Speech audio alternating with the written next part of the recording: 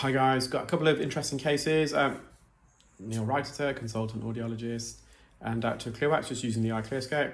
So this patient has got this piece of tissue in the ear, but they've seen a few specialists, the GP. One of the GPs did say they think it's a foreign body, but everyone else thought it's an ear infection. And with a fungal infection, sometimes you can get this appearance. This patient's been getting water in this, so this tissue, it's just been expanding. But immediately when I saw it, I could just tell it wasn't a fungal infection. And I get it, because like sometimes you do get like aspergillosis with hyphae spores on there, but this is tissue, and the patient kind of remembered, yeah, he did use it. He's been having loads of antibiotics, loads of antifungals, swabs taken of his ear. But yeah, he's fine. So the reason why I'm showing you these two videos is the moral is, please don't poke in your ears, because these are things that happen. Now, this patient is a retired GP, came last week. They wanted an emergency appointment because they were flying to Spain. And I did, so it was their right ear that they had problems with. It was a plug, really hard, removed it within minutes. Well, not even a minute, it was literally 30 seconds using an ear hook, it just came away. Showed them that I looked to examine the left ear. Now, there was a plug of wax at the entrance. It wasn't fully occluding. I could see the majority of the eardrum. Obviously, we do charge for the second ear. So we be ethical. We showed the picture, the video to the patient. We asked the patient if they got symptoms. Do they wish us to remove it? And the patient's like, it's fine. They normally get their ears irrigated. Their family member is a GP as well, so they normally get it irrigated. But it was just too short notice this time. And then whilst the patient was on his holiday, he contacted saying, whilst he's away, his left ear became problematic, symptomatic. Can he come in? And so booked him in. And I actually had my hook ready, because that wax, when he came last time, was near the entrance. There's a knife gap there, just like the right. It was very similar consistency. I literally had my hook ready.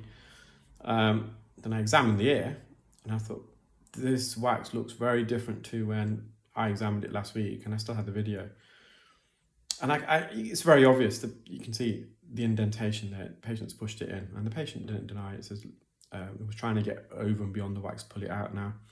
Our ear hook is so miniature, it's so streamlined. A cotton bud for most people will fill up the whole ear canal, and there was no way. That gap wasn't big enough. It was just going to push it in, and really pushed it in. It's just quite stubborn. It's right up against the eardrum. And I also knew they'd probably use some drops. I've got some water in here, because you can just tell, and the eardrum is slightly macerated, the outer layer of skin. So this makes it more challenging. Obviously, this could be a bit uncomfortable for the patient because it's up against the eardrum. It's the way I describe this impaction is you're on a beach, you've got a bucket of sand, you get the spade, and it's wet sand, and you start hammering that sand deep into the bucket. Very similar. So it just wasn't coming away with the suction tip at the core of the wax. So I'm trying to now work very close to the ear canal. Obviously, it's really deep in the ear. Possibly, right, it is up against the eardrum. So using a hook, correct. We're going to be touching that bony part of the ear canal. So I want to avoid that, because that would be uncomfortable. So I'm just trying to separate it all around the edge. There's a bit of a gap appearing at the top. So I'm just looking for a weak spot here. Now, post-procedure, the patient still felt they couldn't hear. Check their eustachian tubes, check for any middle ear infection. That was all fine. So then the eardrum was slightly irritated, I would say, but it wasn't pushed in. The pressure was equally the side. So then obviously we can't rule out a sudden sensorineural hearing loss, which requires urgent treatment. So now I've had cases like this in the past where when it's this severely impacted, it just takes the brain, if you like, a while just to recalibrate. So, but I did some other checks and didn't appear to be sudden sensorineural hearing loss, because that, as I said, that needs urgent referral to ENT, who prescribe oral steroids, and or also an intratympanic cochlear perfusion, so where they inject steroids through the eardrum into the middle ear, so it gets absorbed by the cochlea via the round window.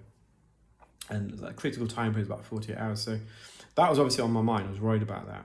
But during the procedure, after the procedure, when we're talking to the patient, he felt his hearing slowly recovering.